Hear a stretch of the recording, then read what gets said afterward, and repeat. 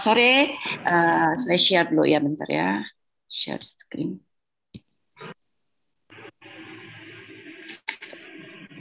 Nggak ada ya? Tolong. Nggak bisa ini? Siapa hostnya? Boleh tolong? Saya Kak, di... kayaknya boleh dikasih Ya. host, Kak. Ibu udah jadi co-host? Kok nggak bisa ya? Oke. Sebentar. Kalau gitu saya keluar bentar. Bentar ya.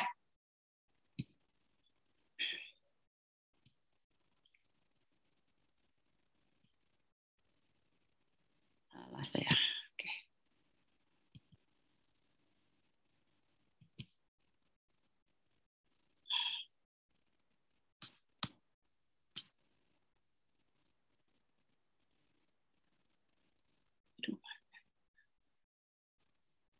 Sebentar ya. Kok hilang ya? Udah kelihatan belum ya? Belum ya? Belum ada, Bu. Oke.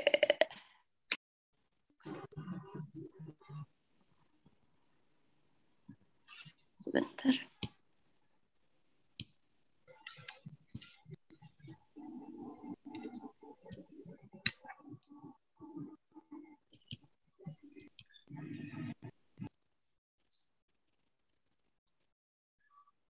Oh, kemana lagi ini? Sebentar. Atau mau dikirim ke aku mah filenya? Kok hilang ya? Bentar ya, bentar. Mestinya ada ya?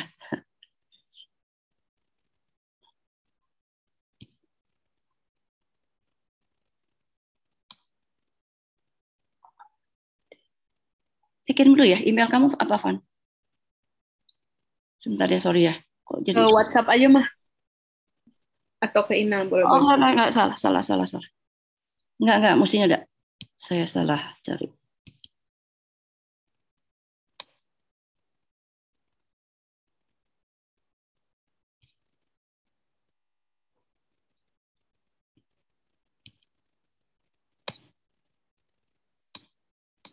Oke.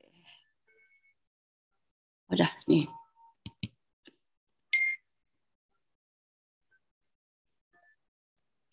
Oke. Ya.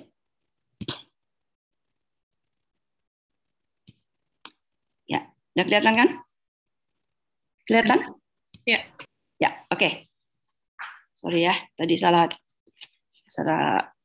cari. Ya, kita akan berbicara tentang apa itu pacaran menurut Alkitab, gitu ya. Nah, sebelum itu saya ingin bertanya dulu, apakah ketika kita berbicara, sebenarnya pacaran itu boleh atau tidak? Boleh nggak sih kita pacaran? Boleh atau tidak? Boleh kali. Boleh ya. Ya, karena gini, kenapa saya menanyakan ini? Ada bermacam-macam aliran agama, ya, baik di Kristen ataupun di luar Kristen, yang menganggap bahwa pacaran itu tidak perlu, gitu ya. Kenapa? Ya, di luar agama Kristen pun ada mengatakan bahwa daripada berpacaran nanti jadi bikin dosa, lebih baik kalau ketika suka orang ya udah langsung dinikahin, ya. Jadi pandangannya pernikahan itu adalah ketika orang suka dan suka langsung married gitu ya. Tidak berpikir yang lain lagi. Nah, begitu juga waktu di kekristenan, pada waktu saya mahasiswa ada satu kelompok gitu ya, satu kelompok persekutuan di mana mereka pemuda dan pemudi itu ketika mau berpacaran harus diketahui oleh pemimpin dari persekutuan itu, ya. Dan mereka kalau dikatakan kamu tidak cocok, dia harus pisah gitu ya. Dan kalau pemimpinnya mengatakan kamu nih cocok dengan si A atau dengan si B gitu, kamu harus ikutin. Nah ya, jadi saudara-saudara, itu adalah contoh-contoh ketika kita berbicara tentang pacaran yang ada bukan hanya secara umum, tapi juga ada di dalam kelompok agama. Ya. Lalu bagaimana sebenarnya pacaran itu menurut Alkitab? Ya. Ya, ini tadi kita katakan boleh atau tidak ya. Nah, sekarang kita lanjut. Apa sih arti pacaran sebenarnya? Nah, dari seorang penulis buku, ya, Claude M. Townsend mengatakan pacaran adalah aktivitas yang dilakukan dua orang yang tidak sejenis bersama-sama dalam banyak hal untuk memasuki pernikahan.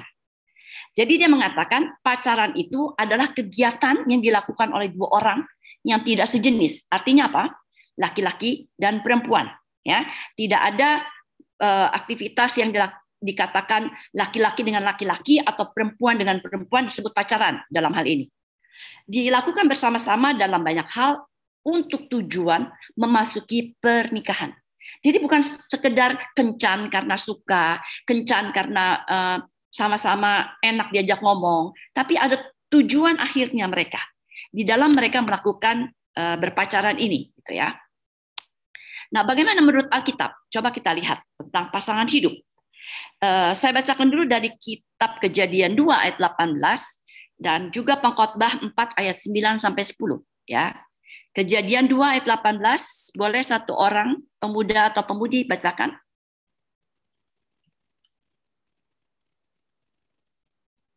Oke, minta tolong, silakan.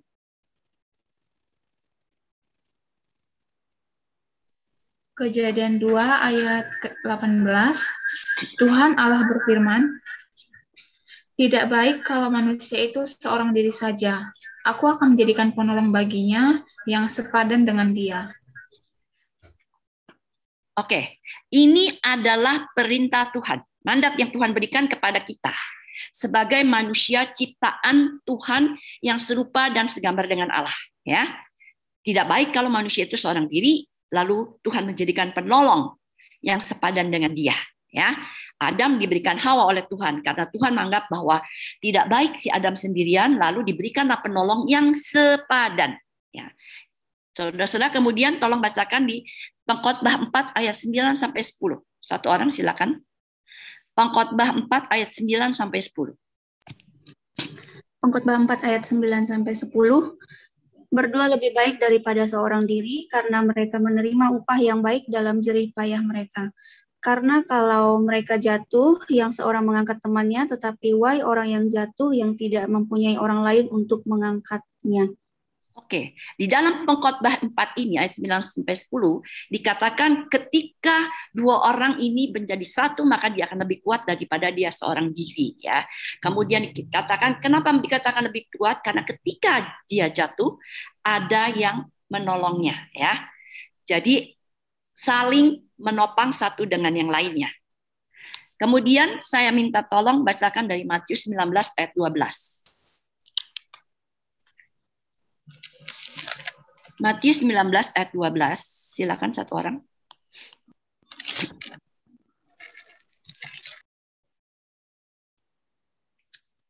Boleh? Matius 19 ayat 12, ada orang yang tidak dapat kawin karena ia memang lahir demikian dari rahim ibunya. Dan ada orang yang dijadikan demikian oleh orang lain.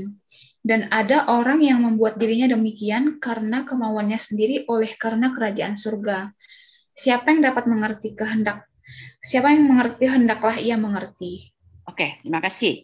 Jadi di ayat Matius 19 ayat 12 ini dikatakan bahwa ada juga orang yang dilahirkan untuk sendiri, kemudian ada juga yang dijadikan oleh orang lain, dan juga ada orang yang membuat dirinya demikian, hidup sendiri demi untuk kerajaan surga, artinya untuk melayani. Jadi panggilan hidup orang-orang berbeda satu dengan yang lainnya, ya. Jadi ada yang dipanggil untuk berkeluarga, tapi ada juga yang sendiri. Nah, alasan sendiri kenapa? Bisa bermacam-macam tentunya. Tetapi kalau sendiri karena panggilan Tuhan untuk melayani Tuhan, alangkah baiknya juga, gitu ya. Nah, sekarang kita lihat di dalam pasangan hidup ini, kalau demikian ada anugerah Tuhan. Ada bagian Tuhan menyediakan pasangan hidup bagi orang-orang, ya. Oleh sebab itu, carilah kehendak Tuhan ketika kita mau mencari pasangan hidup kita. Karena ada anugerah Tuhan di situ. Kemudian yang kedua, kita lihat ada pilihan manusia. Tuhan menyediakan, ya, tapi tuh manusia bisa memilih. Bagian dari usaha manusia, ada usaha manusia untuk memilih pasangan hidupnya. Jadi di dalam kekristenan kita tidak percaya atau kita tidak mengakui adanya jodoh dari Tuhan. Tuhan menyediakan, tapi ketika kita memilih pasangan hidup itu adalah pilihan kita. Ya, jadi di dalam hal ini ada anugerah Tuhan, ada juga pilihan manusia. Oleh sebab itu, ketika kita memilih pasangan hidup kita, bukan cari apa yang kita inginkan, bukan cari apa yang sesuai dengan kita, tapi cobalah berdoa kepada Tuhan. Tuhan mau berikan pasangan hidup saya seperti apa? Tanyakan kepada Tuhan, karena ada bagian anugerah dari Tuhan, tetapi ada bagian kita di dalam berusaha untuk mencari pasangan hidup ini. Ya. Jadi, saudara-saudara, kalau ada orang mengatakan saya jodoh dari Tuhan, lalu tiba-tiba dia bercerai, lalu dia katakan, ya saya bercerai karena Tuhan mau saya bercerai. Ya, saya pernah dengar kata-kata ini dari artis yang mengatakan, ya Tuhan mau menginginkan saya udah berpisah. Loh, emang Tuhan menginginkan kamu bersatu? Jadi jangan salahkan Tuhan ketika kamu juga bercerai, ketika kamu berpisah, karena ada bagian kita ketika memilih pasangan hidup kita. Ya. Kemudian kita lihat dalam hal faktor manusia. Ya, ketika seseorang mau mencari pasangan hidupnya, tentu yang pertama-tama dia katakan, karena saya cinta. Mengapa kamu mau pilih dia? Karena saya merasakan cinta kepada dia. Apa sih cinta sebenarnya? Apa itu cinta? Ada yang bisa jawab? Cinta itu apa?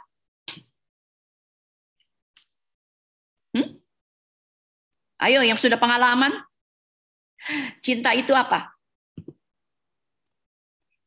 Kenapa kamu mau sama pacar kamu yang sekarang? Ada rasa cinta. Apa itu cinta? Ayo, yang ketawa-ketawa sudah punya pengalaman? Silakan. Ayo, jangan malu-malu. Siapa yang mau men-sharingkan tentang cintanya?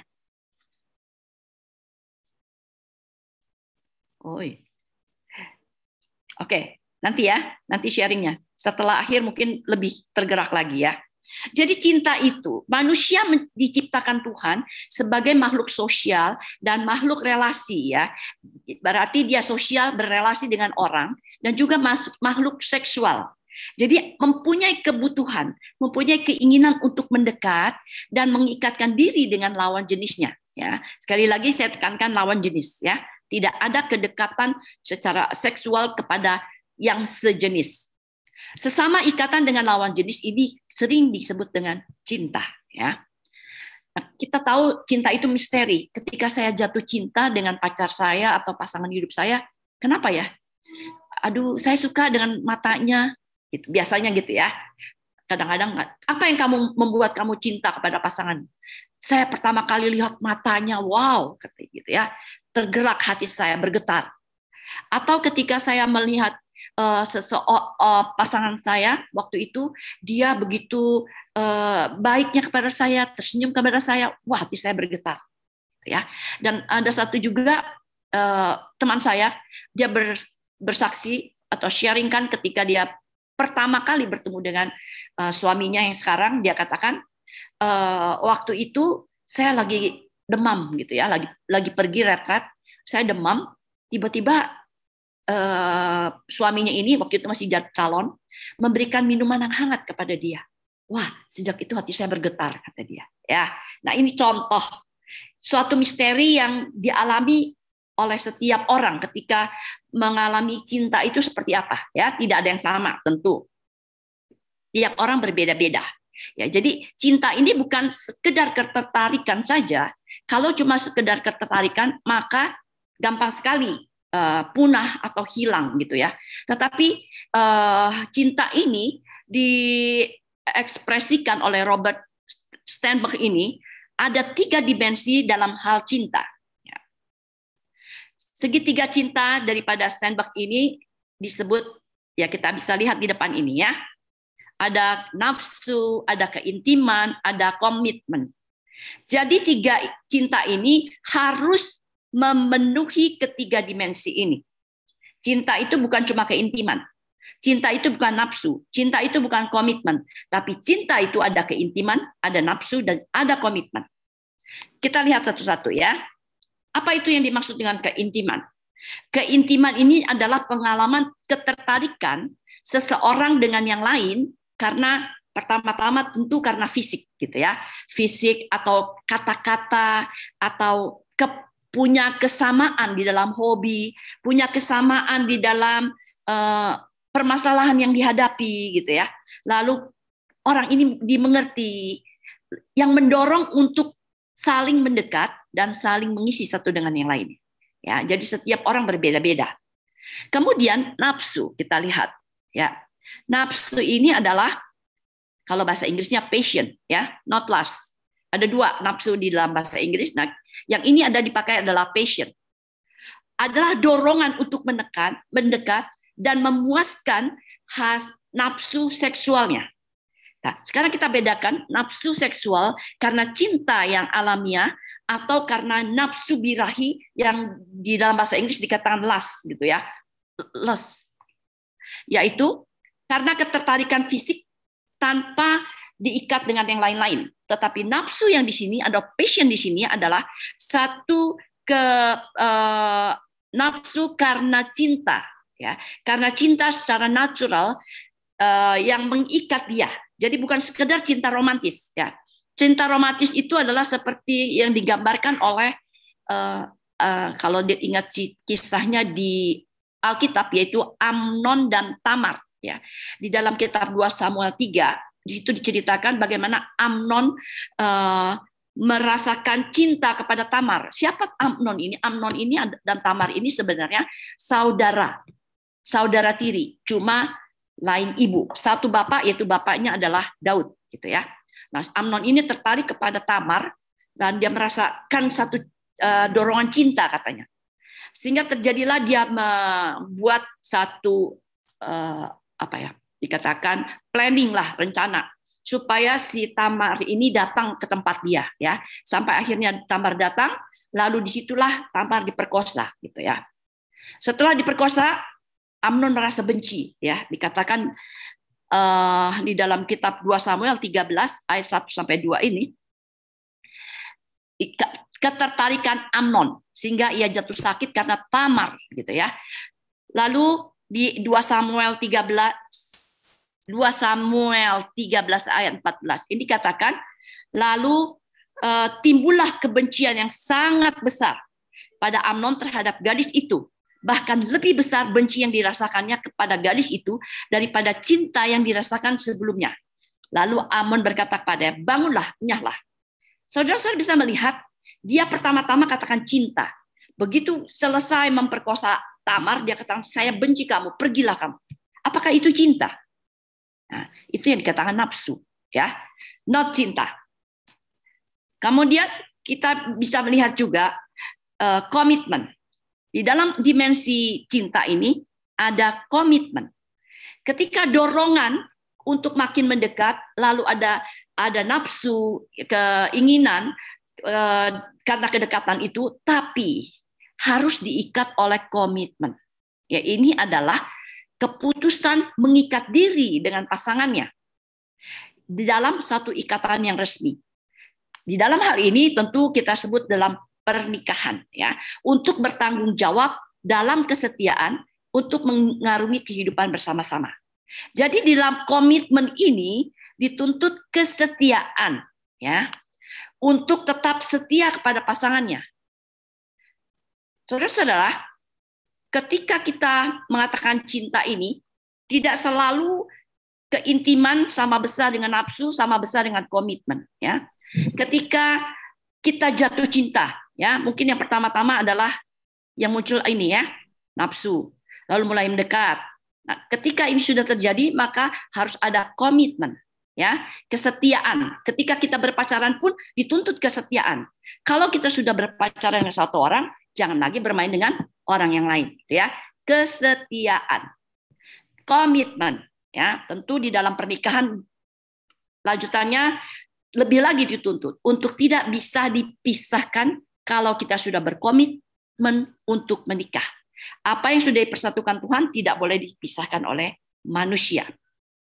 Nah, kadang ketika komponen ini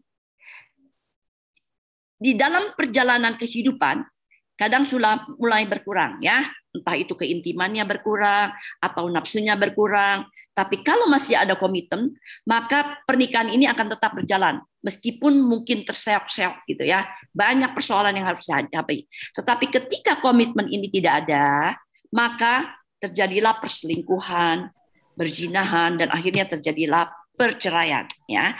Jadi saudara-saudara, cinta itu harus memiliki ketiga komponen ini.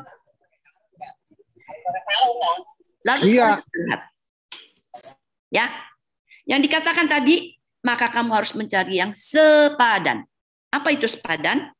Coba kita buka di dalam 2 Korintus 6 ayat 14. Boleh tolong satu orang bacakan? 2 Korintus 6 ayat 14.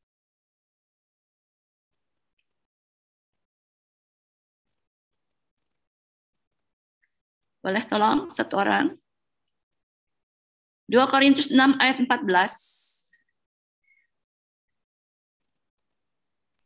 2 Korintus 6 ayat 14. Janganlah kamu merupakan pasangan yang tidak seimbang dengan orang-orang yang tidak percaya, sebab persamaan apakah terdapat antara kebenaran dan kedurhakaan, atau bagaimanakah terang dapat bersatu dengan gelap? Ya. Jadi di sini jelas dikatakan, jadilah pasangan yang seimbang.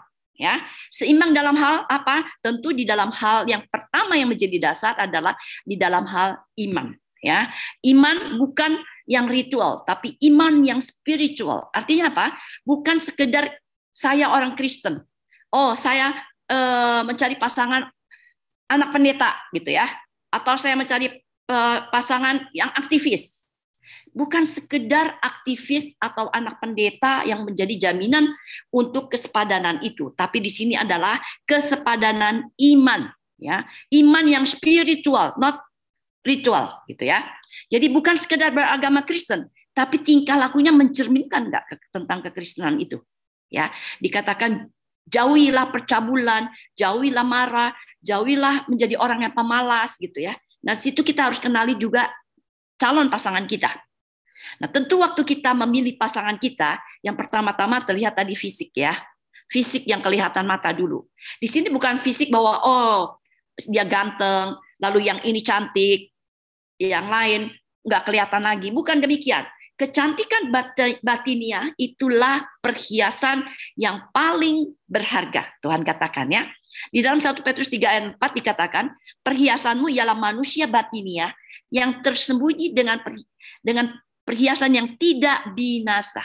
Jadi bukan sekedar perhiasan kelihatan, tetapi perhiasan yang tidak binasa, yang berasal dari roh yang lemah lembut dan tentram, yang sangat berharga di mata Tuhan. Ya. Jadi di dalam hal ini, ketika kita memilih pasangan, tentu kita melihat pertama kali dari pandangan mata kita.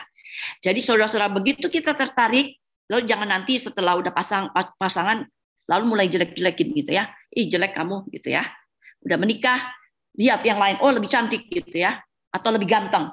Mulai lirik yang lain, mengatakan, wah pasangan saya jelek nih gitu ya. Loh, waktu kamu pilih dia, kamu lihat nggak dia gitu ya. Jadi tanggung jawab kamu sendiri. Ketika kamu memilih, ya kamu yang bertanggung jawab. Ketika kamu katakan, soalnya pasangan saya hitam, saya suka yang putih. Waktu pertama kali kamu pilih, emang dia putih. Ya. Jadi kita melihat apa yang bukan hanya kelihatan, tapi batiniah dia. Ya. Jadi ketika kita memilih pasangan, jangan nanti setelah menikah atau sudah jalan berapa tahun pacaran, mulai menghina-hina gitu ya, menghina-hina, jelek kamu gitu ya. Waktu pertama kamu pilih, kenapa kamu pilih saya gitu ya? Berarti yang bodoh siapa? Yang bodoh siapa? Yang pilih kan? Ya. Atau kita tahu ketika pasangan kita pertama kali dia mempunyai misalnya kekurangan di dalam kesehatannya, ada penyakit bawaannya. Ya. Jangan nanti itu menjadi hambatan atau halangan ketika kita sudah berumah tangga. Ya. Jadi ini memang perlu keterbukaan ketika kita sedang berpacaran. Kemudian yang berikut kita lihat juga adalah yang harus kita perhatikan adalah usia. Ketika kita memilih pasangan usia yang sepadan, ya artinya jangan yang seusia antara orang tua dengan anak lah ya gitu ya.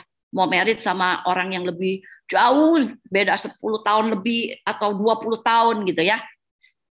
Mungkin kalau masih muda tidak terasa, tapi begitu sudah tua, yang satu udah tua, yang satu masih energik, pengen jalan-jalan, yang satu sudah loyo gitu ya.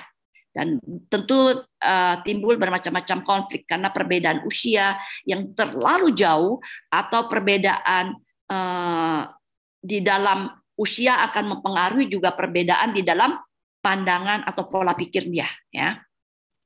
Kemudian di dalam pendidikan tadi ya, pendidikan juga sangat penting kita perhatikan, bukan berarti kalau orang yang sarjana harus merit dengan sarjana atau orang yang profesor harus kawin dengan yang profesor, bukan gitu. Tapi pendidikan ini juga harus seimbang gitu ya. Jangan yang satu sudah sarjana profesor lalu yang ini SD gitu ya. Ketika berbicara tidak nyambung gitu ya. Yang ini ngomongin tentang ilmu, yang ini dikira makanan apa gitu. Ya, jadi saudara-saudara carilah yang sepadan di dalam hal usia, di dalam pendidikan. Jadi ketika kita berbicara, kita ada pola pikir yang paling tidak terlalu jauh lah gitu ya. Kemudian di dalam soal ekonomi. Ya. Ekonomi ini juga jangan yang terlalu jomplang. Kenapa? Karena nanti ketika yang terlalu jauh, ketika masuk ke dalam pergaulan keluarganya atau komunitasnya, nanti akan terjadi gap gitu ya, yang menghambat mereka di dalam pertumbuhan kehidupan keluarganya. Karena masalah ekonomi ini akan sangat sensitif nantinya. Ya. Kemudian yang kita perhatikan juga adalah karakter atau kepribadian.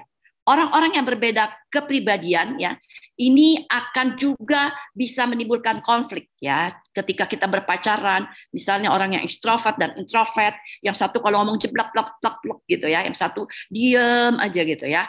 Nanti yang ekstrovert bilang, kamu kenapa diam aja sih? Gitu. Nah, sebenarnya memang tipe dia seperti itu. Sedangkan yang introvert mengatakan, kamu dibawel ya gitu ya, ngomong terus gitu ya. Kenapa? Ya memang tipe dia gitu. Jadi kita kenali dulu pasangan kita masing-masing. Jangan sampai nanti karena perbedaan kepribadian menyebabkan perselisihan berikutnya. Ya. Kenali dengan baik. Apakah kita bisa hidup berdampingan dengan orang yang berbeda secara karakter ini? Ya.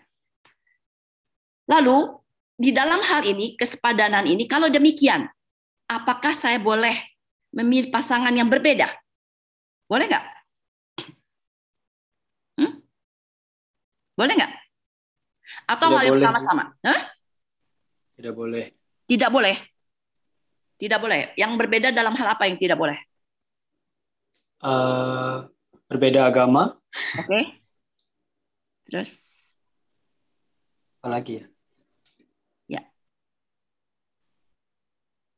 Oke, dasarnya jelas. Kita tidak boleh berbeda di dalam hal iman percaya kita. Ya, itu yang menjadi dasar. Tetapi ketika kita ada di dalam usia, karakter, ekonomi, pendidikan ini, apakah boleh berbeda? Boleh nggak? Boleh nggak? Harusnya enggak sih, Bu. Enggak. Wow, jadi kita harus cari yang sama ya. Kita harus gimana ya, Bi? Soalnya kalau ini kan berarti memilihnya berdasarkan standar, ya. Masuk ke standar pribadi ya, Bu. Maksudnya referensi pribadi. Ya, maunya sama gitu ya. Maunya sama, tidak boleh berbeda. Apakah jaminan kalau orang yang punya kesamaan sama nih ya, sama, maka tidak akan terjadi cekcok atau konflik? Tidak ada jaminan. Tidak ada jaminan. Nah, oke. Lalu kalau gitu gimana dong? Jadi, saudara-saudara, di dalam hal ini memang kalau kita tidak terlalu berbeda itu lebih baik, ya. Tapi bukan berarti sama, karena kita tidak akan menemukan hal yang sama di dalam pasangan kita. Ya. Kalau kita sama-sama, ya semua sama, udah keras kepalanya sama, ekstrovertnya sama, gitu ya. Lalu segala-galanya sama lah. Ya, lalu ketika ngomong yang satu ngomong terus yang satu juga mau ngomong kan sama-sama gitu kan, nggak kebagian nanti. Nah gitu ya. Tapi bagaimana bisa menyesuaikan diri satu dengan yang lainnya, dan perbedaan di sini tidak terlalu jomplang, gitu ya, tidak terlalu jauh tadi, sehingga untuk menjembataninya agak susah. Tetapi kalau ada perbedaan, alangkah indahnya juga kalau ada perbedaan ini saling mau mentolerir dan saling mengerti, gitu ya. Saya dengan almarhum Pak Bigman dua tipe yang berbeda jauh, ya, sangat jauh. Dia yang ekstrovert yang keluar gitu ya, dan saya orang yang tipe introvert ya sebenarnya, lebih diam gitu ya. Nah tapi di dalam hal ini kita bisa saling mengisi. Yang satu lama-lama mulai berkurang. Kalau ngomong terus kan capek juga gitu kan. Yang saya yang diam aja mulai belajar untuk mengimbangi gitu ya. Jadi makin pelan-pelan untuk bisa ketemu di satu titik yang tengah-tengah atau di mana ya. Paling tidak ketemu di satu titik. Nah, itu adalah satu contoh. Ketika kita saling mengisi satu dengan yang lain di dalam keperbedaan kita. Ya, tapi jangan katakan bahwa berbeda jomplang sekali, jangan, ya, tidak boleh, karena itu akan menimbulkan konflik yang sangat besar. Kita aja yang sama-sama punya karakter yang sama, teman-teman gitu ya, pasti akan terjadi slack juga kan ya di dalam pertemanan. Apalagi kalau kita berumah tangga, setiap hari ketemu dia lagi gitu kan. Nah, kalau kita tidak mengerti mereka, tidak mengerti dia, lalu tidak ada jembatan antara yang satu dengan lain, ini akan menimbulkan terus konflik yang akan membuat kita lelah, gitu ya. Juga di dalam pertemanan kita. Oleh sebab itu, betul cari yang sepadan, yang utama adalah di dalam iman percaya kita. Kemudian perbedaan ini di dalam hal ini tidak terlalu beda jauh, ya, tidak jomplang. Oke, yang pasti harus berbeda jenis kelamin ya. Satu laki-laki, satu perempuan. Jangan yang sama. Lalu kita masuk ke dalam tujuan berpacaran. Apa sih tujuan berpacaran? Mengapa orang berpacaran? Nah, ya, biasanya jawabannya adalah karena teman-teman udah punya pacar, maksudnya saya nggak punya pacar, malu dong. Nanti saya dikatain disebut apa? Gengsi, demi pride ya. Atau untuk menghilangkan kesepian. Aduh, saya sepi ya. Malam minggu yang lain sudah punya pacar, saya sendirian gitu ya. Merasa sepi, merasa kosong. Atau juga alasan kan saya sudah dewasa, boleh dong pacaran. Tandanya dewasa artinya sudah boleh punya izin untuk berpacaran. Atau kenapa saya pacaran? Saya mau menikah dong, udah usia segini masa belum menikah. Gitu ya. Jadi bermacam-macam alasan orang mengapa berpacaran. Mungkin ada yang lain lagi alasannya ya. Sekarang kita lihat kenapa tujuan daripada berpacaran. Yang pertama adalah tujuan dari berpacaran ini adalah untuk mengenal diri sendiri. Loh, kok mengenal diri sendiri? Betul, kita perlu mengenal diri kita sendiri sebelum kita mengenal orang lain. Jadi di dalam relasi ini kenalilah dirimu sehingga kita bisa berrelasi dengan orang lain dengan baik, ya. Apalagi di dalam menemukan pasangan hidup. Kenapa? Karena ini pasangan hidup ini menyangkut emosi kita, ya. Bukan sekedar teman-teman bermain, tapi ada kaitannya dengan emosi dan jiwa, ya. Sehingga sering disebut dengan soulmate nanti ya, pasangan hidup kita, soulmate kita. Jadi kalau orang yang putus pacar, kenapa sih orang putus pacar kehilangan semangat? Nggak mau ngapa-ngapain, aduh sedih ditinggalin pacar gitu ya. Seolah-olah hilang pegangan. Bahkan ada yang bunuh diri. Kenapa?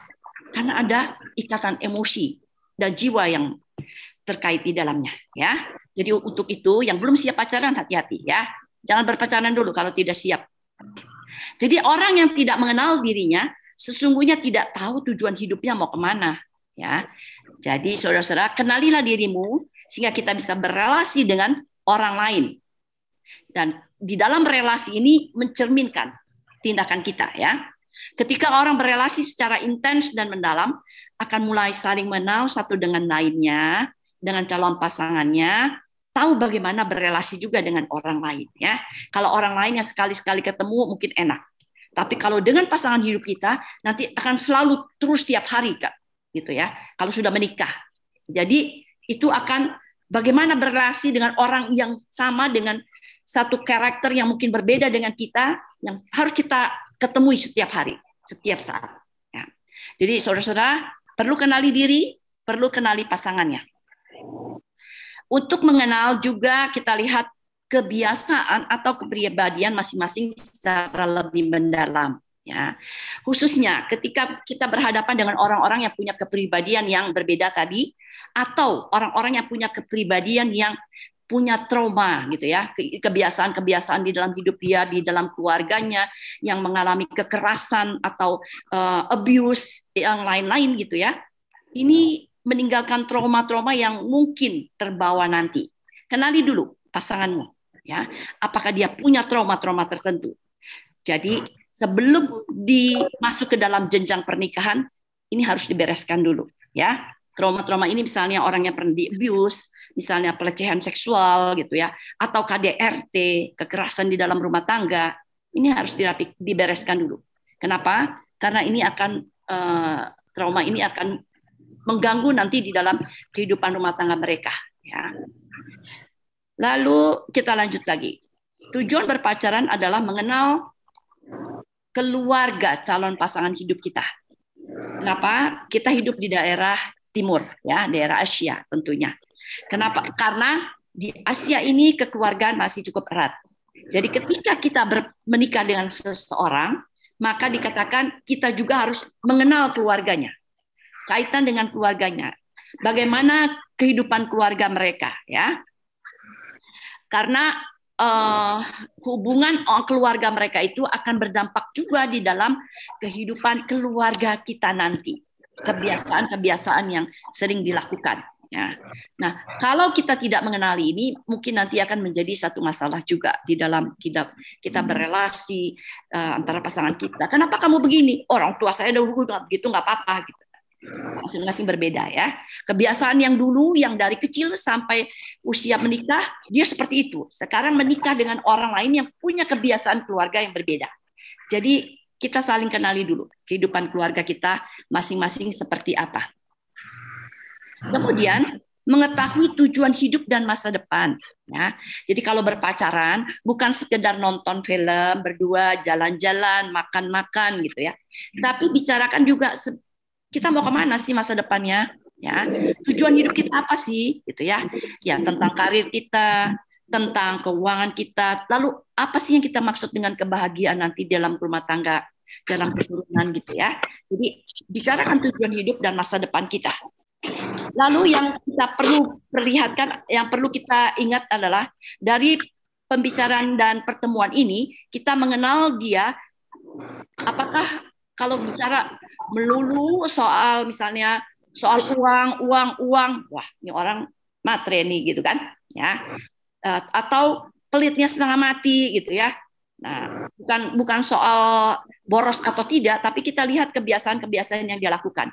Coba apakah masih bisa kita menerima atau masih ada bisa hal-hal yang diubah gitu ya. Tetapi ingat, di dalam berpacaran jangan harapkan kita untuk mengubah seseorang gitu ya. Ya nanti saya bisa berubahlah nanti di dalam di dalam pernikahan kita pasti dia berubah. Jangan harapkan itu.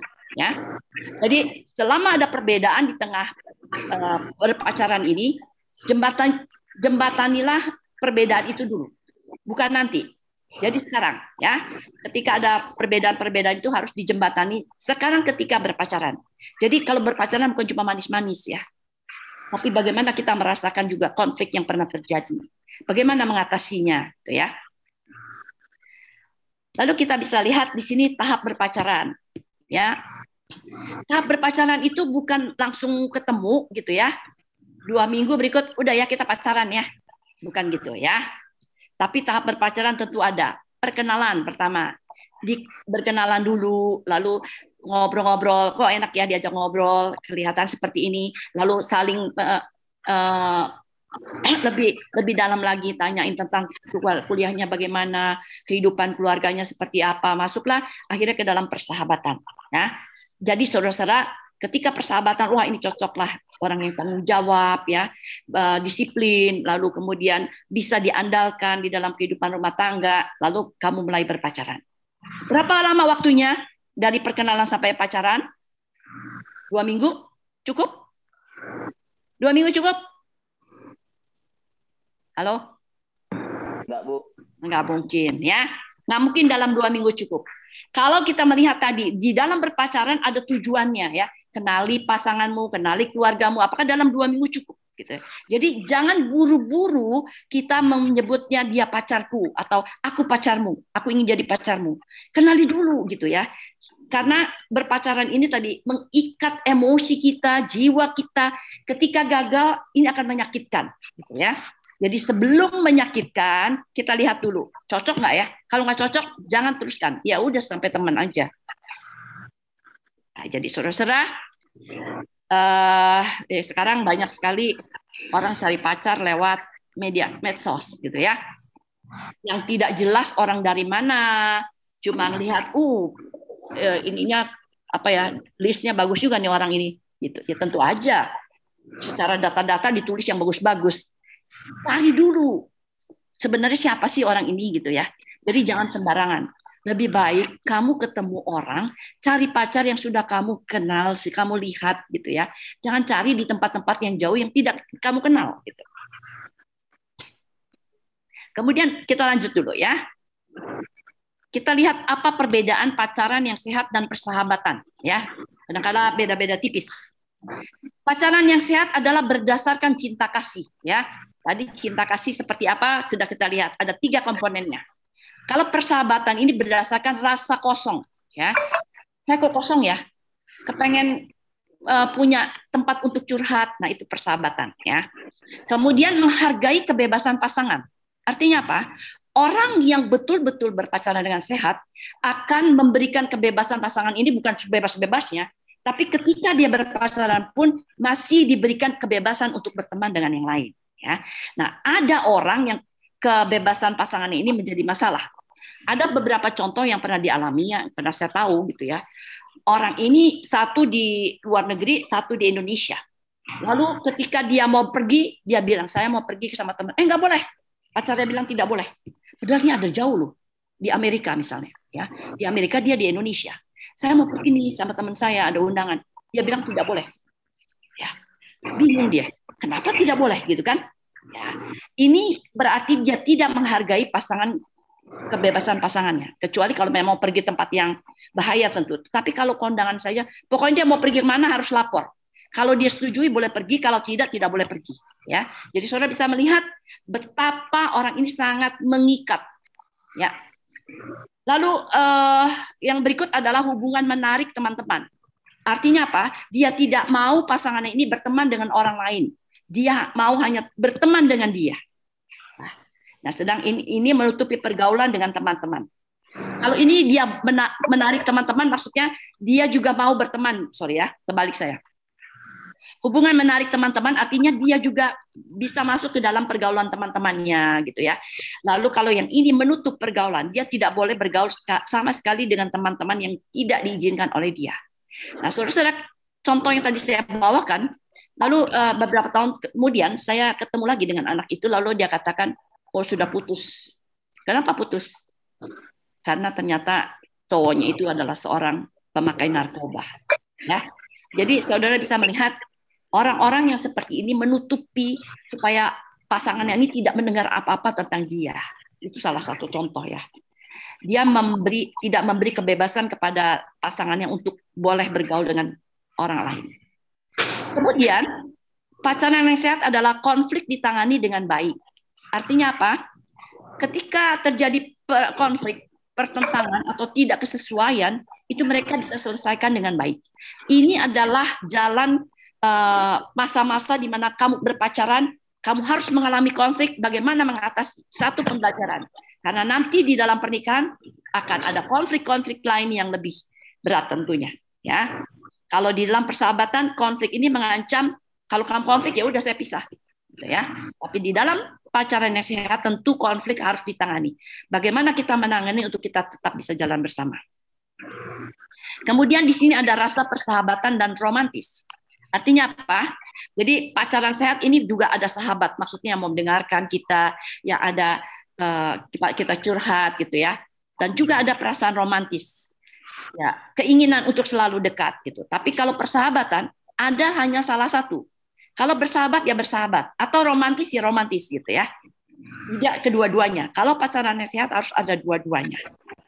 Tetapi bagaimana batasan di dalam pacaran yang sehat? Ya, di dalam batasan yang berpacaran, kita harus ingat bahwa di dalam kita berpacaran yang sehat, satu hal yang harus kita ingat adalah kita makin saling menguatkan satu dengan yang lain.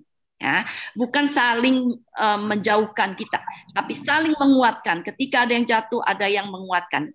Dan kita akan makin setia dan makin cinta kepada Tuhan. Mau melayani kepada Tuhan, mau memuliakan Tuhan. Ingat satu prinsip ya, ketika kita berpacaran makin jauh dari Tuhan, atau kita makin undur dari pelajaran kita, atau kita makin undur dari pergaulan yang baik kita, itu adalah satu tanda-tanda yang harus kita waspadai tentunya. Nah, kemudian kita lihat sekarang masuk ke dalam batasan dalam berpacaran. Batasan dalam berpacaran ini berkaitan tentu dengan nilai-nilai moral ya. Nah, dikatakan batasan adalah wilayah pribadi yang tidak boleh dilewati atau dilanggar. Ya, tidak boleh dilewati, tidak boleh dilanggar. Untuk menunjukkan siapa kita dan siapa bukan kita. Ya, batas-batas berpacaran ini tentu biasanya di dalam hal nilai-nilai moral gitu ya, selera gini. Gunanya untuk apa? Untuk melindungi kita, untuk tetap melakukan yang baik dan tidak melakukan yang tidak baik atau tidak benar. Kalau tidak memiliki batasan di dalam berpacaran, maka ini akan merusak hidup kita. Ketika berpacaran, menjaga hubungan kita untuk selalu ada di dalam batas-batas yang seharusnya. Ya. Kemudian dikatakan batasan berpacaran ini yang pertama adalah berpacaran ini hanya untuk orang dewasa, ya, bukan untuk anak-anak yang dikatakan cinta monyet gitu ya. Kapan usia seorang dewasa?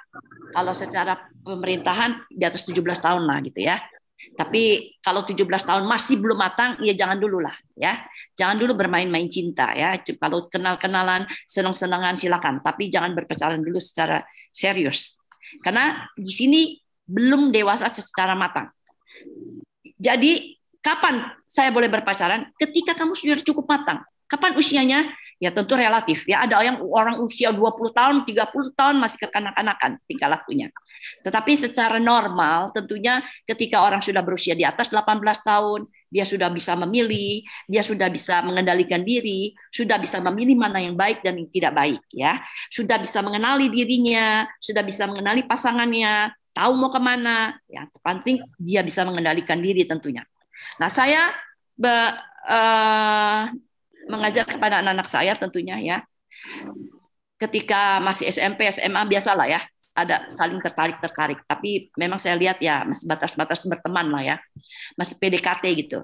Tentu ya nggak apa-apa. Tapi saya katakan bahwa kalau mau berpacaran nanti setelah mahasiswa, setelah selesai SMA, karena di situ mereka akan lebih dewasa. Ya.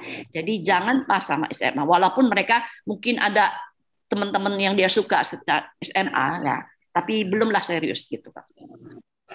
Betul nggak sih? Ada anak saya di sini.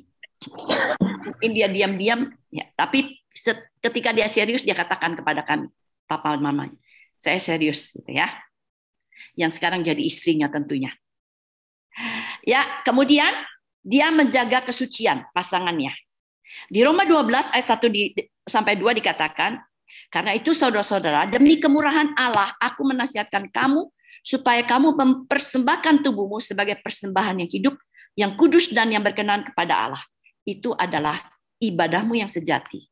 Janganlah kamu menjadi serupa dengan dunia ini, tetapi berubahlah oleh pembaharuan budimu, sehingga kamu dapat membedakan manakah kehendak Allah, apa yang baik, yang berkenan kepada Allah, dan yang sempurna. Jadi di dalam berpacaran pun kita harus menjaga kesucian kita. Kita harus mengetahui mana yang benar dan mana yang tidak, mana yang boleh dan mana yang tidak boleh, ya. Karena kita tahu seksual itu adalah seksual itu adalah milik orang, ya, milik orang-orang yang sudah ada di dalam pernikahan yang kudus. Bukan untuk senang-senang, ya, seperti tadi romantisme, bukan. Tapi hanya untuk orang yang sudah resmi di dalam pernikahan. Jadi pacaran itu bukan untuk mencari kecocokan di dalam bidang seksual. Ya, itu berarti kamu tidak menjaga kesucian. Kalau kau benar-benar cinta, ya, ada lagu ya, kalau kau benar-benar cinta padaku gitu ya. Buktikanlah. Buktikan bukan dengan perlakuan seksual ya. Kadang-kadang orang suka memanipulasi. Kalau kamu cinta sama saya, ya udahlah, yuk kita saling berhubungan satu dengan yang lain.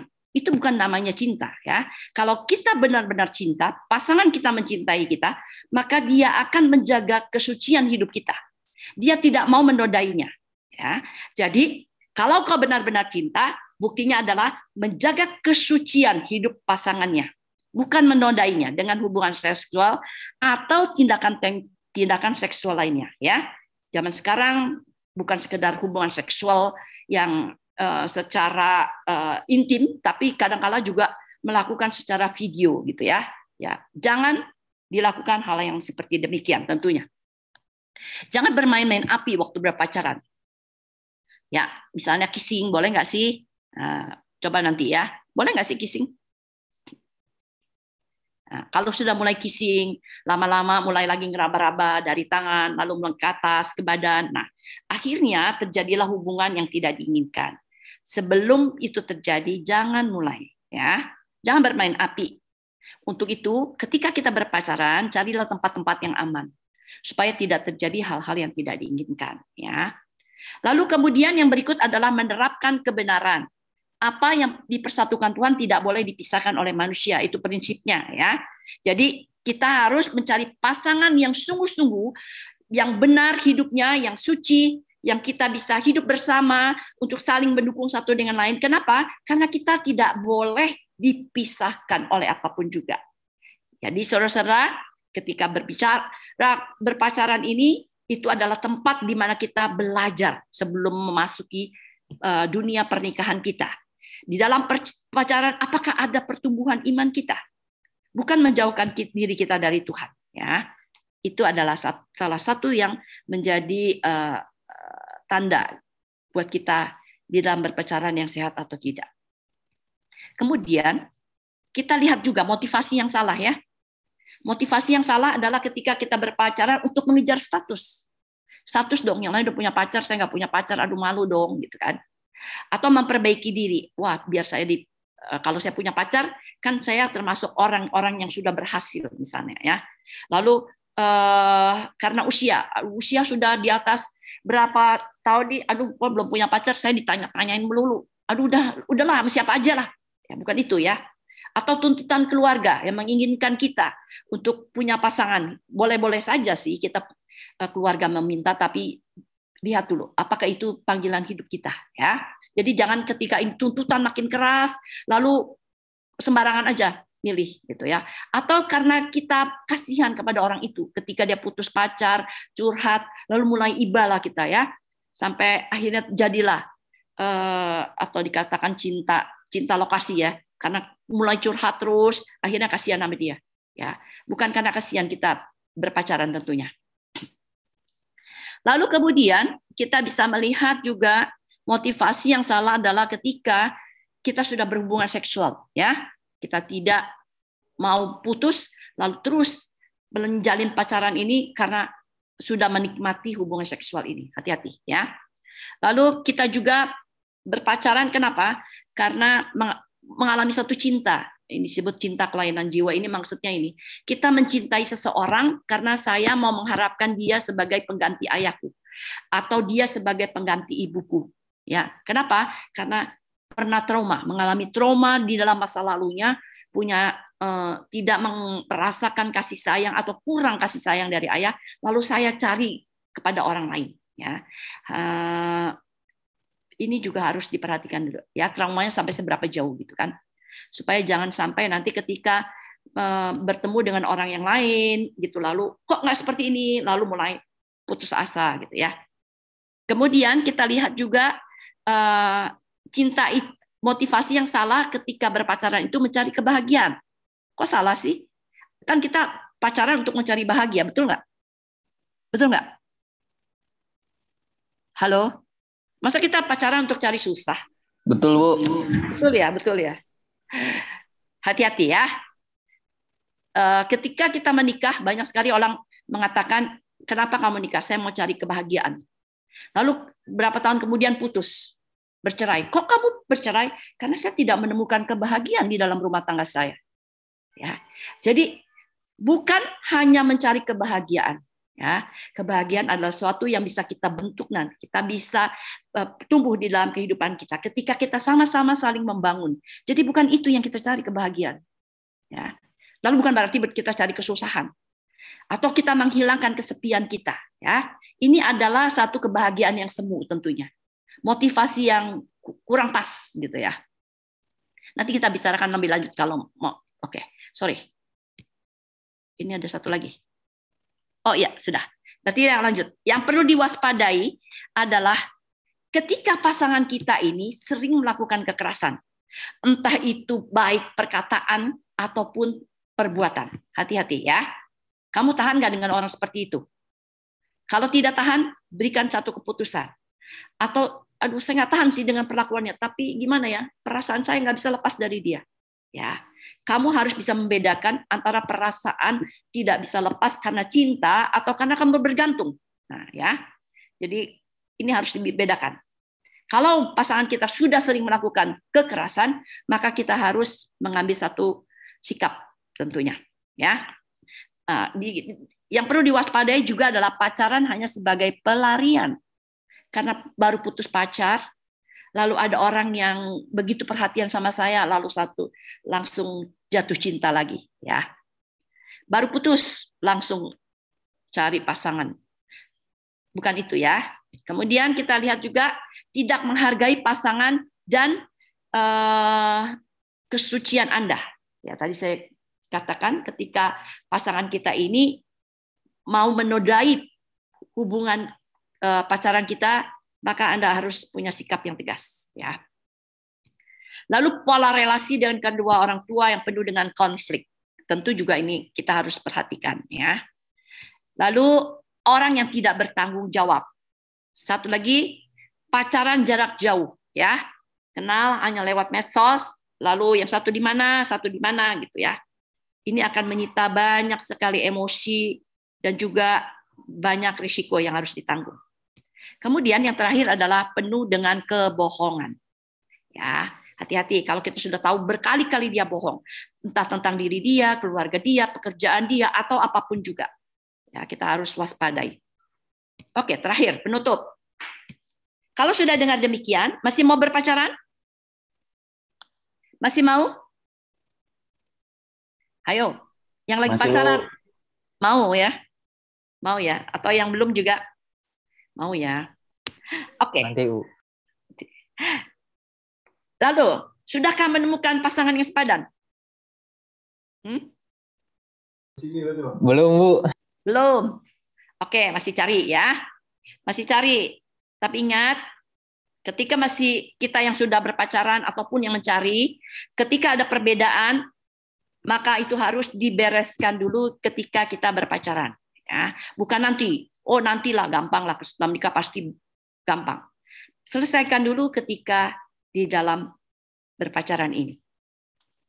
Ya, karena kalau tidak nanti kita akan menghadapi, mampu nggak kita berhadapan dengan orang yang berbeda jauh sekali dengan apa yang kita bayangkan setiap hari. Ya. Lalu, mau diteruskan atau putus ketika kita punya hubungan sudah berpacaran, lalu ketemukan beberapa hal-hal yang tadi saya sebutkan diantaranya yang perlu diwaspadai. Mau diteruskan atau putus? Mudah-mudahan tidak ada ya di sini ya, tidak ada yang perlu diwaspadai ya. Jadi akan lanjut gitu kan. Tapi kalau ketika ada, maka harus kita pikirkan. Akan kita akhiri sebelum sampai terjadi emosi kita yang makin dalam, lebih dalam lagi. Sehingga sulit untuk dipisahkan gitu ya. Nah, saudara-saudara, mintalah pertolongan kepada Tuhan untuk menemukan pasangan hidupmu. Oke, sampai di sini. Silakan ada yang bertanya. Oke, siapa yang mau tanya? Silakan dari teman-teman. Apakah ada yang mau ditanyakan, yang bingung, yang ragu-ragu? Silakan ditanyakan ya. Ya. Yang sudah berpacaran atau yang sedang mencari pacar? Ya. Atau yang baru putus? Atau yang mana yang apa lagi deh? Silakan. Saya Bu, Afu mau tanya. Oke, Afu. Ya, gimana Afu?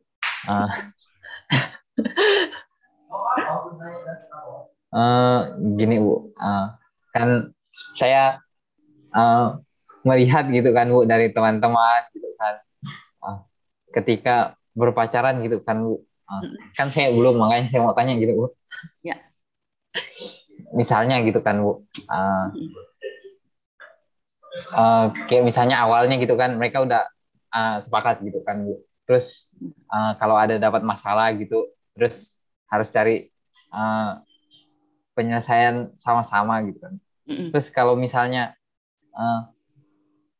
si cowok atau si cewek gitu kan Bu, memaksakan gitu kan, berarti hubungan itu udah nggak sehat atau gimana Bu? Maksudnya ketika salah satu gitu ngambil keputusan sendiri gitu kan Bu, maksudnya yang beda dari kesepakatan awal gitu, apakah hubungannya udah maksudnya udah tanda-tanda nggak sehat gitu atau gimana gitu? Ini yang minta putus yang mana nih? Bukan Bu, maksudnya ketika misalnya ada masalah nih mereka berdua dapat masalah gitu kan, terus kesepakatannya kan ngambil penyelesaiannya bareng-bareng gitu kan Bu. Terus yang si cowok atau si cewek gitu dia malah ngambil jalan keluar sendiri gitu. Itu apakah menandakan hubungan itu udah nggak sehat atau gimana gitu? Itu maksudnya. Nggak mudah untuk mengatakan itu sehat atau tidak sehat gitu ya, tapi dan juga tidak mudah karena kita tidak tahu alasan dia mengambil keputusan seperti itu apa gitu. Apakah misalnya ini cewek yang minta putus karena dia lihat cowok ini kurang bertanggung jawab misalnya, atau karena dia sudah punya pacar yang lain. Nah, jadi kita harus lihat dulu sebab-sebabnya kenapa dia ambil keputusan seperti itu gitu ya. Tidak bisa kita hanya sepihak mengatakan, kamu kok nggak minta putus aja gitu ya. Ya kita harus dalami dulu sebab-sebabnya kenapa sampai demikian. Gitu ya. Permasalahan intinya apa gitu. Ya seharusnya mereka kan bisa mengatasi secara bersama-sama. Kalau kita lihat tadi tentang pacaran yang sehat. Kalau itu memang sudah dua-dua sepakat untuk berpacaran. Tetapi kalau salah satu memang masih ragu-ragu atau masih bimbang, ya ketika ada satu persoalan mungkin dia akan lari gitu kan. Nah, makanya kita harus lihat apakah dia sudah sepakat untuk berpacaran dengan melanjutkan ke dalam jenjang pernikahan atau dia masih dalam taraf mencari-cari gitu atau PDKT lah gitu ya. Cuma orang lihatnya udah pacaran gitu, padahal dia masih pendekatan lah dikatakan. Nah, ya. Jadi memang saya katakan jangan buru-buru untuk berpacaran kalau kita belum mengenal calon pasangan kita ini dengan benar. Kenali dulu dengan benar, cocok nih, baru kita berpacaran dengan dia. Ya, jadi kalau kita sudah cocok dan berpacaran, ketika ada satu masalah maka akan sama-sama mengatasinya. Tetapi kalau memang belum sampai taraf itu, tentu ketika ada persoalan, yang satu mungkin lari, yang satu mau beresin, yang satu nggak mau lari. Ya, makanya harus dilihat dulu. Inti persoalannya apa dulu ya? Oke Bu. Oke, ada lagi? Ayo, yang punya pengalaman silakan boleh sharing. Buat ada lagi teman-teman kamu. Mega. Seperti sore Bu.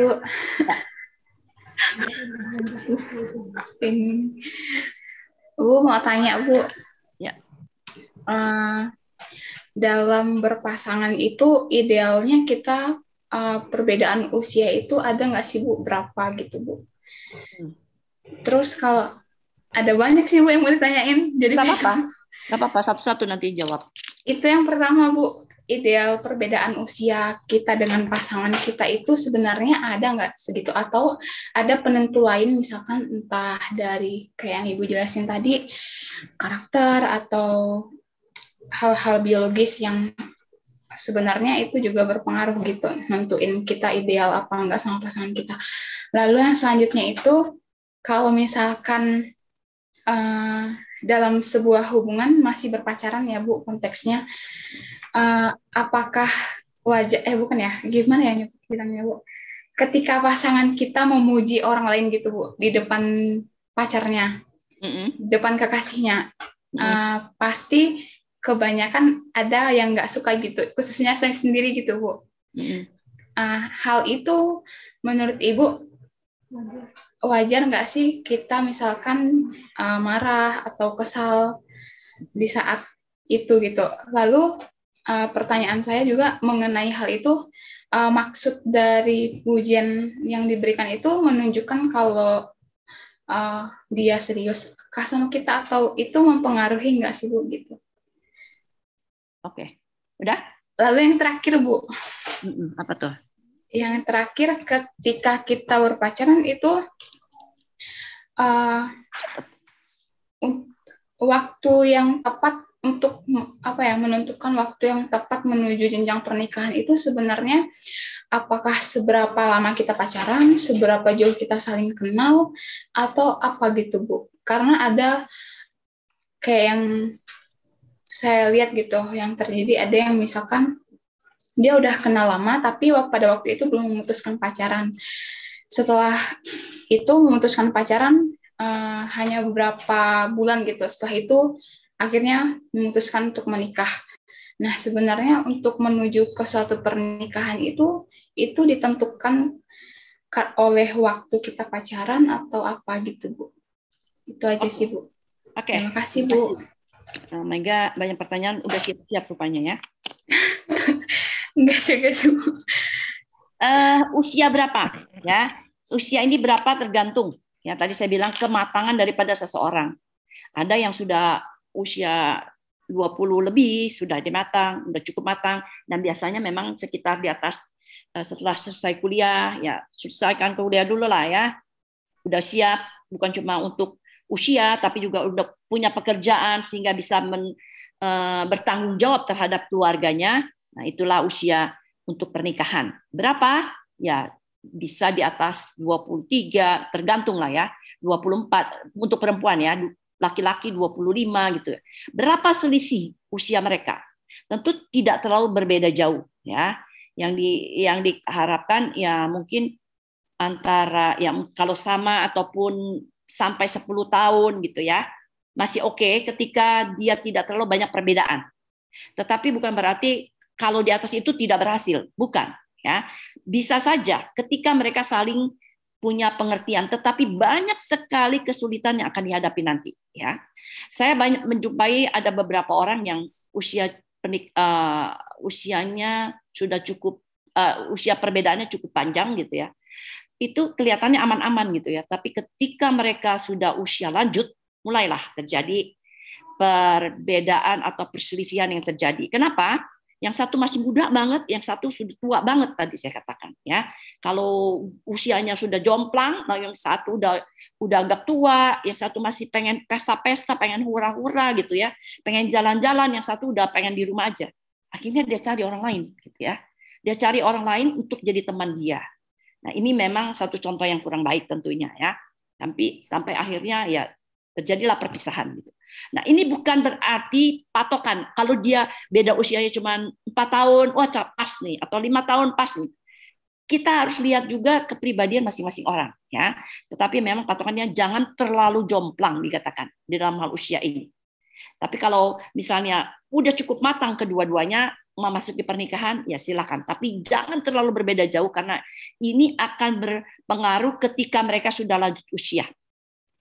Mungkin masih muda, masih segar-segar, tidak terlalu berpengaruh. Tapi nanti gitu ya, ketika usia pernikahan mereka sudah lanjut, itu akan muncul lagi permasalahan. Ya, jadi berapa perbedaannya? Ya, yang normal-normal ya di bawah 10 tahun lah ya, gitu. Tapi kalau ada yang di atas itu, kok sampai sekarang bisa akur-akur? Ya bisa. Cuma satu di antara berapa gitu ya, dan kita lihat tipe orangnya seperti apa. Nah, kita jangan mencari permasalahan yang sulit-sulit dulu lah, yang gampang-gampang dulu lah ya. Di dalam usia cari yang sepadan lah dengan kita. Kemudian yang kedua, pujian tadi ya. Pujian ini ketika orang itu sering memuji orang lain di depan kita. Orang yang dipuji ada di depan kita nggak? Ada? Ada, Bu. Ada, perempuan. Iya, Bu. Perempuan. Apakah dia sering melakukan itu atau hanya sekali? Baru sekali sih, Bu, misalkan. Kepada orang yang sama, berarti baru sekali kan? Itu orang yang nggak dikenal sih, Bu. Nggak dikenal. Olah kamu lagi jalan terus ada orang. Ya, gitu, Bu. Ya gitu. Ya, kasusnya kayak gitu, Bu. Misalnya kita lagi jalan gitu.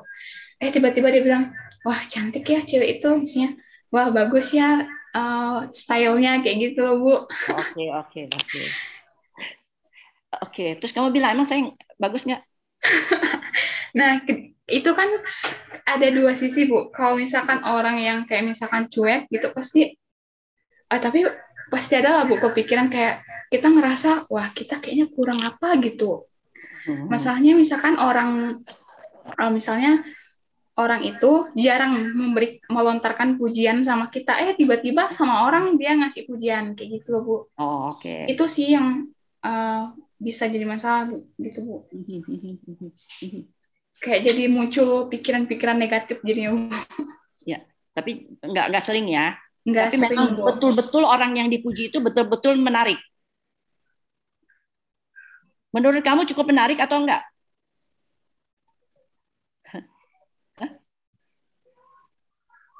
Karena saya nggak terlalu memperhatikan sih, Bu. Oke. Dia cuma kayak misalkan ngomong depan kita gitu. Tapi saya nggak lihat gitu, Bu. Kalau cuma sekali-kali mungkin normal lah ya.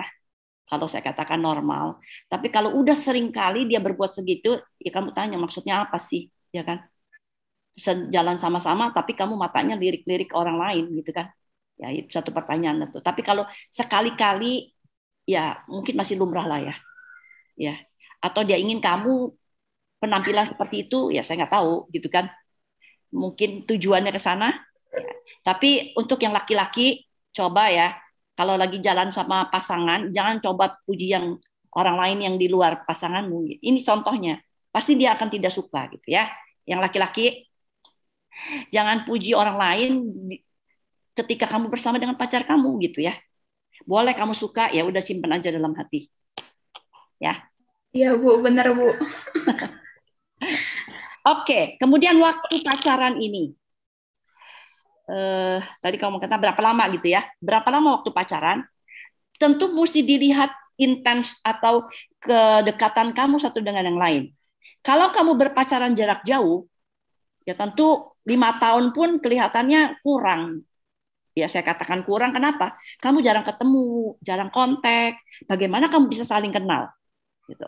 Tetapi kalau sering ketemu dan pertemuannya itu memang benar-benar saling mau mendekatkan diri, membuka diri, mendekatkan diri gitu ya satu dengan yang lain. Tentu waktu yang misalnya 2 tahun ya cukuplah gitu ya. Atau berapa tahun masih menunggu, atau ada yang 1 tahun lebih, ya sudah cukup kalau itu intens, sering ketemu gitu ya, sudah saling membuka diri, tidak ada yang ditutup-tutupi di dalam keluarganya lah, kemudian kehidupan dia udah saling terbuka ya. Tentu tapi alangkah baiknya kalau waktunya cukup 2 tahun, 3 tahun saling mengenal, tapi jangan terlalu lama juga, nanti akhirnya kelamaan juga jadi rasanya seperti cuma seperti sahabat gitu ya. Waktu menikah kadang-kadang sudah kelamaan gitu, bukannya berarti apa, tapi carilah waktu yang tepat. Ketika kamu berpacaran sudah cukup matang, sudah cukup saling mengenal, ya bolehlah lanjutkan ke dalam pernikahan gitu ya. Jangan sampai terlalu berlarut-larut nunggu belum punya rumah, belum punya mobil, belum punya ini gitu ya. Setelah punya segala-galanya lalu mulai bingung. Aduh, enakan sendiri ya gitu kan. Nah, jadi bahaya lagi gitu ya. Tapi bukan begitu, saking mengejar karir lupa lagi kepada pasangan. Jadi waktu pacaran berapa yang paling baik tentu tergantung orang yang saya kembalikan. Kalau pertemuannya intens, ya makin mendalam, saling terbuka, tentu 1 sampai 2 tahun, 3 tahun cukuplah untuk saling mengenal satu dengan lain, tergantung kedewasaan masing-masing ya. Sudah siap menikah, sudah cukup siap untuk bertanggung jawab di tengah keluarga, ya lanjutkan. Tapi jangan cuma modal nekat gitu tadi ya. Modal nekat saya cinta, lalu mau nikah tapi tidak bertanggung jawab, ya bahaya. Ya, oke. Jadi kalau pacaran jarak jauh jangan bilang baru setahun, oh udah cukup waktu udah setahun, ya belum ketemunya aja mungkin setahun sekali gitu ya. Cuman by phone pun nggak setiap hari. Agak sulit ya. Hati-hati, jangan terlalu buru-buru kalau jarak jauh. Baik, Bu. Sangat jelas. Terima kasih ya, Bu. Oke, ada lagi yang lain? Apakah ada lagi yang mau bertanya? Ajan? Ajan, ayo. Ada. Ya. Ajan, mana Ajan? Ya, Bu. Nggak ada, Bu. Udah jelas semua ya? Sudah, Bu. Mana yang lain? Yunus? Mana Yunus? Kenapa nggak mau berpacaran? Ayo Yunus. Mungkin satu lagi ya, saya tip ya. Kenapa orang nggak mau berpacaran atau nggak belum ketemu Bu gitu ya? Kenapa? Mungkin karena kamu terlalu idealis. Artinya saya mau cari pasangan seperti ini yang kamu mau gitu ya. Sampai yang kamu inginkan itu sebenarnya ya nggak ada lah satu orang yang seperti yang kamu inginkan semua ya. Kemudian yang berikut mungkin kamu pernah patah hati ya, sampai kamu mengalami trauma ya. Nanti saya disakit lagi, ketakutan ya. Atau kamu juga merasa, saya diterima nggak ya jadi pacar dia? Bisa nggak ya jadi pacarnya gitu ya? Ada perasaan minder. Atau kamu berusaha pasrah aja, ya udah kalau Tuhan kasih, katanya tadi kan Tuhan sediain, ya udah kalau Tuhan kasih akan datang. Tapi nggak pernah nyari gitu ya, nggak pernah bergaul, nggak pernah ketemu teman-teman. Ya gimana kamu ketemu pasangan kamu gitu ya? Jadi Tuhan menyediakan, tapi kita harus berusaha untuk mencari pasangan hidup yang tepat buat kita. Minta pertolongan Tuhan, tapi ada usaha dari kita juga. Ya. Bagi mereka yang belum dapat pasangan, coba lihat-lihat dulu kiri kanan, depan belakang. Ada yang cocok buat kita. Nah, kemudian bikin list. Cocok nggak ya? Itu. Oke. Jangan terlalu muluk-muluk juga, atau jangan terlalu anggap remeh juga. Ya. Itulah seninya mencari pasangan hidup. Karena kamu harus seumur hidup menjalaninya. Oke. Ada lagi? Ada lagi? Saya, Bu. Ya, Citra. Iya, Bu, kalau seumpamanya pasangan kita itu, kalau ada suatu hubungan, terus salah satu pasangan itu menuntut harus menerima dirinya yang, karena kan memang berbeda ya, Bu ya.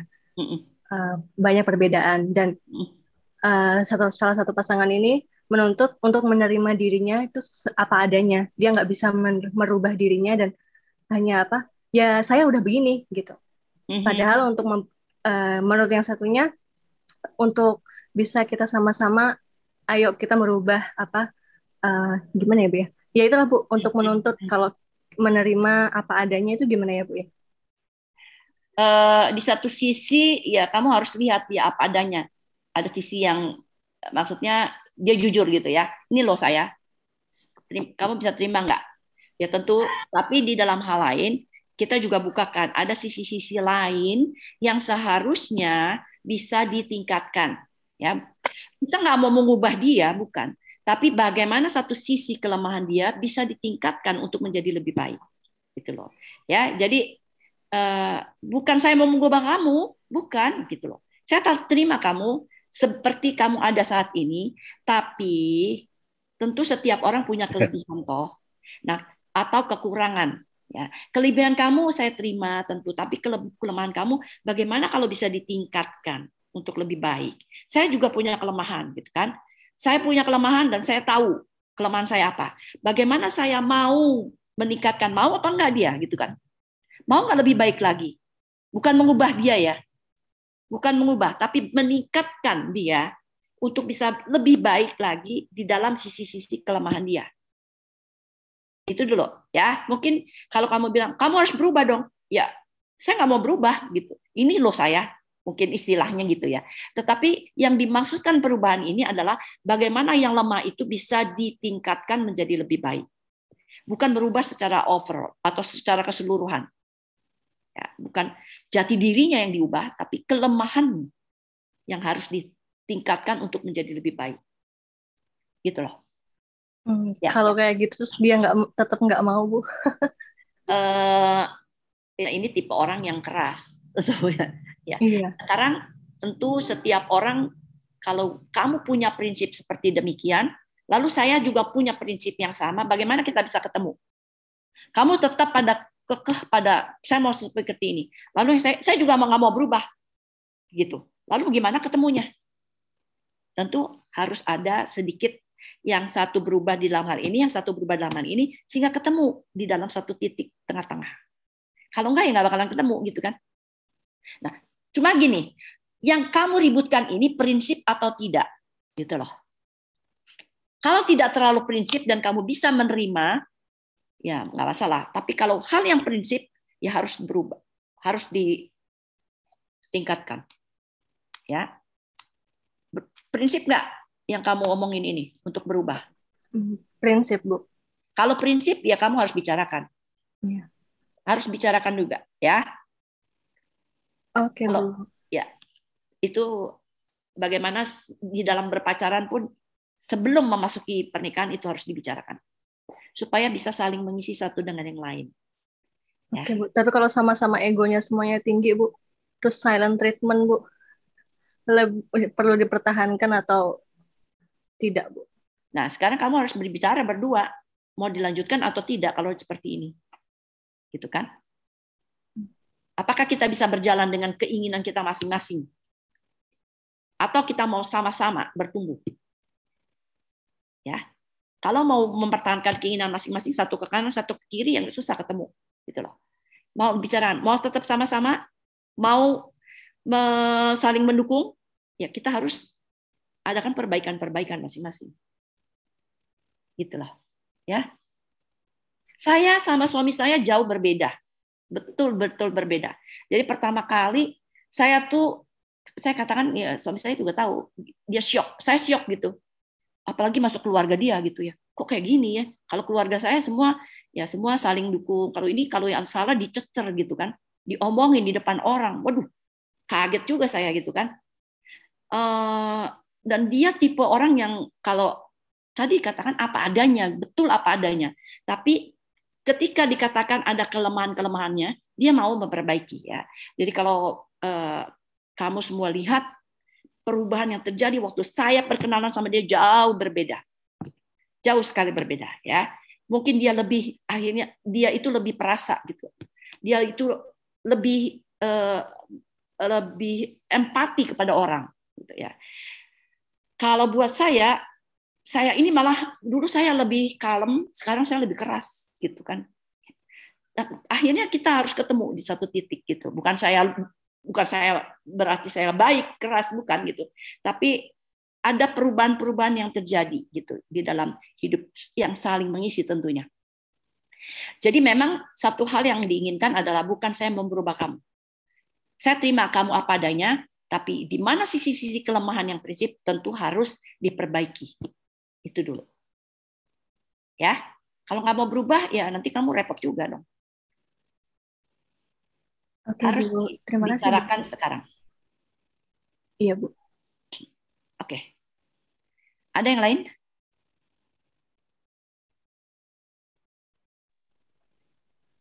Bu, ya. Kan ada orang berpikir gitu ya,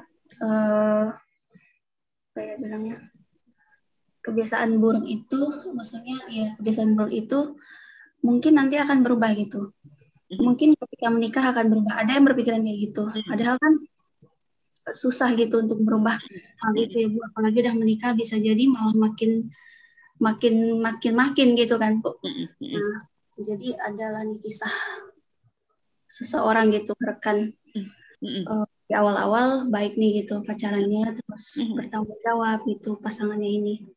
Lalu selang beberapa lama pasangannya ini mulai suka minta uang gitu, Bu. Nah, karena dia ngerasa ya pacarnya dia sayang, dikasih lah gitu kan. Kasih terus ternyata makin lama makin sering gitu, Bu. Dan intens gitu minta dan selalu gitu ditransfer dikasih gitu. Dan makin lama nggak berasa ternyata udah banyak gitu, udah banyak yang habis gitu. Dan pada akhirnya dia merasa dalam maksudnya bahasa kasarnya itu berasa diporotin gitu lah, Ibu ya. Dan tapi karena dia cinta gitu, Bu. Kayak dia bilang, udah sayang gitu, gimana? Nggak apa-apa lah gitu. Tapi pada akhirnya merasa juga gitu kok rasanya kisah cinta ini nggak mulus, terus kerasa dimanfaatin gitu. Dan akhirnya renggang-renggang gitulah hubungannya. Tapi ternyata dia masih ada juga berharap gitu. Ya terserah Tuhan lah nanti kalau memang Tuhan berkehendak, Tuhan mempertemukan, pasti ada aja lah jalannya kami untuk kembali lagi gitu, Bu. Menurut Ibu gimana pandangan Ibu gitu mengenai cerita saya ini? Terus akhirnya dia masih berhubungan atau sudah? Kadang-kadang masih, Bu. Kadang-kadang masih. Oh, oke. Ya, makanya saya katakan sebelum kamu berpacaran, ya kenali dulu pasanganmu itu. Ya tadi ini orang ini tanggung jawab nggak sih gitu ya dalam misalnya tadi dalam hal uang gitu ya. Kalau sebelum menikah saja sudah berani meminta, kecuali kalau urgent gitu ya, orang sakit dia pinjam terus dia berusaha untuk mengganti, itu beda ya. Tapi ini minta sesuatu terus menerus gitu ya, dan tidak diganti lagi ya. Minta berarti dia jadi mesin ATM-nya gitu. Mau nggak kamu hidup terus menerus dengan orang seperti itu? Itu dulu pertanyaannya. Mau nggak? Kalau saya sih nggak mau, Bu. Ini tadi cerita. Ya enggak, ya makanya balikin ke dia. Mau emang kamu hidup seperti itu terus menerus di dalam hidupmu, gitu ya. Sekarang aja sebelum menikah kamu udah rasakan kok kayak gini ya, kok gini ya. Apalagi nanti sudah menikah, gitu ya.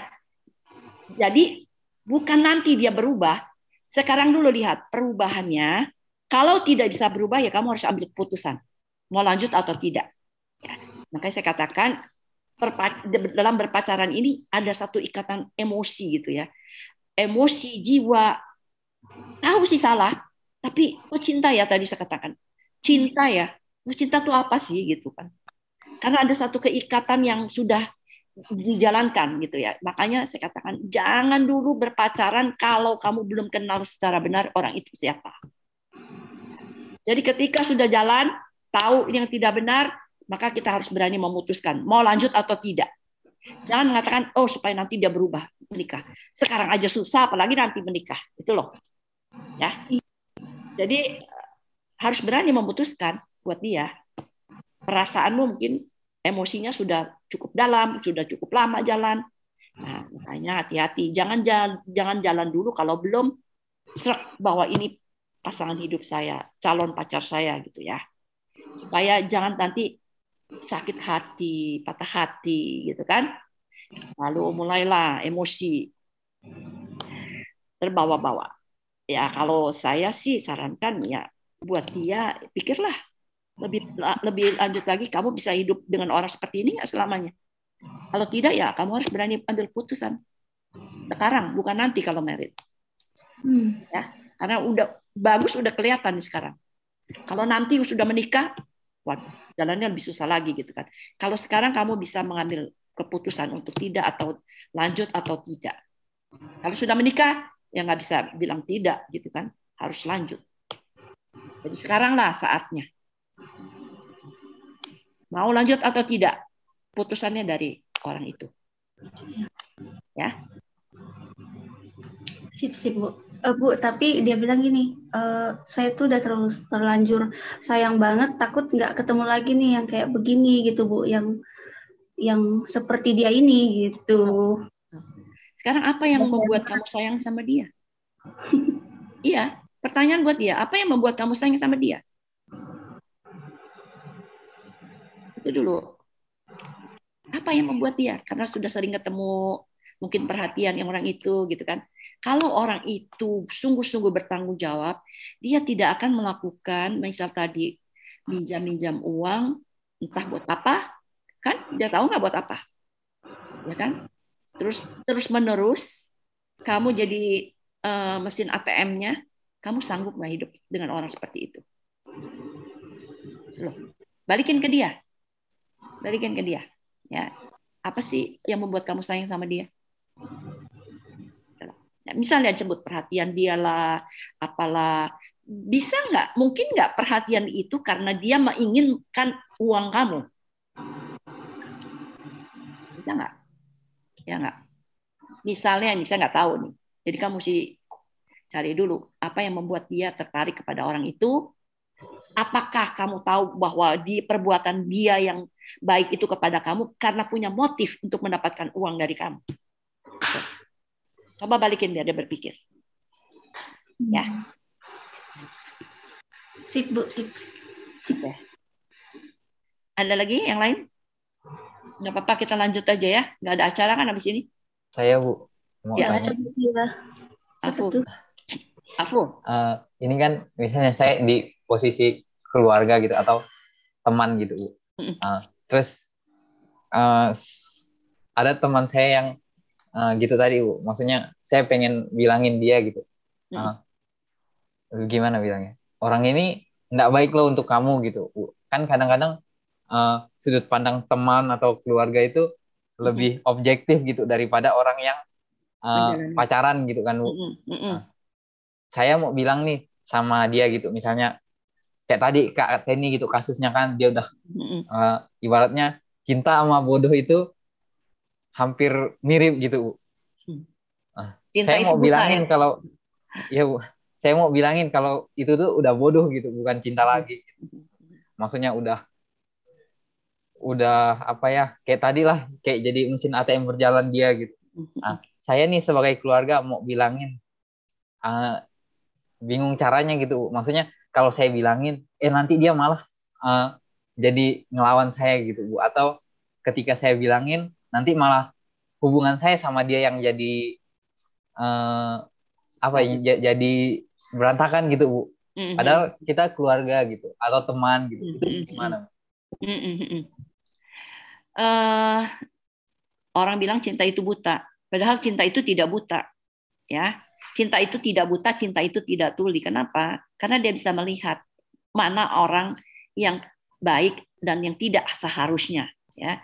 Ketika orang melakukan sesuatu yang tidak baik, harusnya dia sadar. Cuma kadang-kadang emosi dia lebih tinggi daripada rasio dia. Nah, itulah ya ketika orang bercinta. Nah, bagaimana cara menyampaikan? Kamu sudah melihat, sudah pasti bahwa orang ini nggak benar? Sudah pasti atau belum? Cuma kira-kira. Nah, itu juga bahaya. Mesti tahu dulu. Jangan kita ngomong karena perasaan kita yang tidak suka sama dia. Betul nggak? Ada data-data bahwa orang ini nggak benar? Ada? Ada, Bu. Kan kalau misalnya kita ngomong gitu, udah kita, maksudnya karena kita perhatian gitu, kita cari tahu gitu kan, Bu. Pasangannya tuh, wah kelakuannya ini kayak gini gitu. Di belakang si pasangannya, dia ngelakuin ini gitu. Udah kita kasih tahu gitu, tapi dia nggak mau dengar. Oh, oke.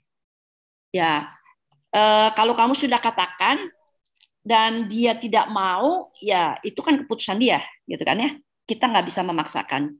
Kita bukakan, kasih tahu apa yang kurang baik dari pacarnya itu, ya itu dia terima atau tidak bukan bagian kamu, itu bagian dia, ya. Jadi kamu kasih tahu risiko ketika itu kamu balik lagi sini.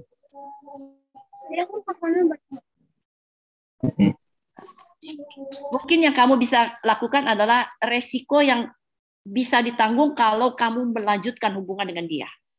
Ya, saya sudah kasih tahu seperti ini, kamu tetap melanjutkan, mungkin resikonya akan seperti ini nanti, gitu loh. Ya, tapi keputusan jangan kamu yang bilang, kamu harus putus ya, enggak. Keputusan di tangan dia. Terserah dia mau putus atau tidak. Bukan kamu yang memutuskan, ya. Bu. Bagian kita adalah kasih tahu, memberikan saran, tapi putusan tetap di tangan orang yang menjalani itu. Bagaimana kalau kamu berjalan terus dengan dia, resikonya akan seperti ini. Apa kamu tetap mau menanggungnya atau kamu mau menanggung risikonya? Itu. Ya, Bu? Oke, Bu. Siap, Bu. Ya. Jadi kamu nggak bisa maksa dia. Kamu kasih saran boleh. Kamu dengan data-data kemungkinan-kemungkinan yang akan terjadi, tapi putusan tetap di tangan dia. Ya? Oke, Bu. Siap. Oke. Ada lagi? Mana nih yang lain suaranya?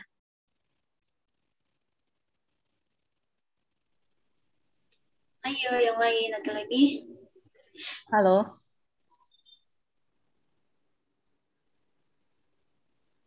Lina nanya, Lin. Ada siapa ya? Bu, maaf nanya lagi. Sebenarnya kisahnya agak mirip-mirip ya. Kisah kayaknya agak mirip-mirip gitu. Jadi dia punya pacar, ceweknya nih punya kebiasaan buruk juga, boros gitu, Bu. Boros, suka menghabiskan uang untuk memenuhi gayanya gitu, Bu. Apapun itulah gitu. Dan borosnya ini bahkan sampai minjam-minjam ke temannya gitu, Bu. Bahkan minjam bank.